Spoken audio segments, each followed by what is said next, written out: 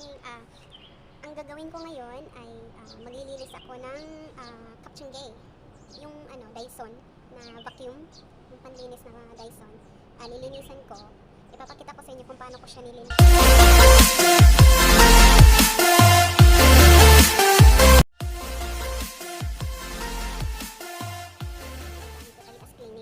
Lang to siya sa pagkain ng ibon, mga ganun. Yung mga kunting dumi lang ginagamit namin kasi may vacuum naman kaming malalaki. So itong maliit na vacuum na to pang kuha lang ng mga buhok, yung mga kunting mga alikabok ganun lang.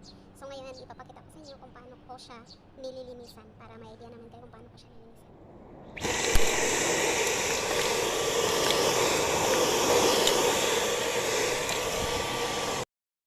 Ito yung sinasabi kong vacuum na Dyson vacuum cleaning. Pwede siyang matanggal. Tapos, ito rin ay pwede rin siyang tanggalin hugasan. Ito, ingatan to siya kasi, ito pwede to siya matanggal. Ito, pwede siyang matanggal. Lilinisan yung filter niya sa loob. Tapos, ito ingatan to kasi ito yung kuryente, nandito siya. Nandito yung, niya sa charge. Chargeable kasi to. Ito, dito ang saksakan ng charge niya. Ayan. So, ipapakita ko sa inyo kung paano ko siya lilinisan, step by step.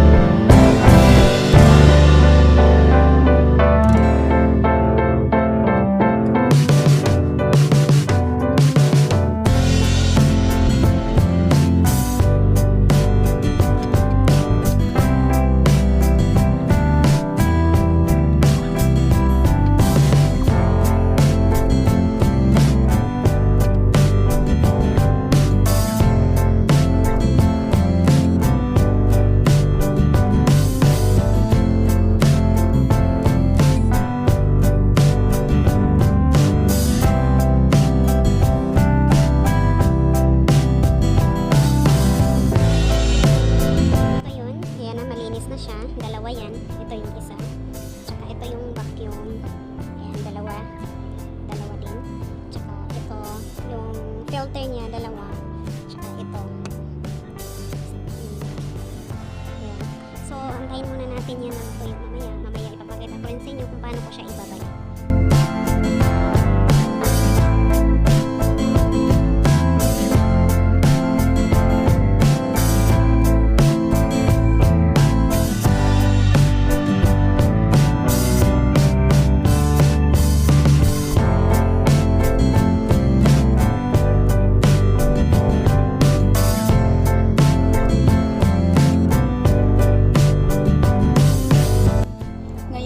Ibabalik ko na siya. So, una, ito muna ang unahin. Ito. Kasi dry na siya. Pwede na natin siya.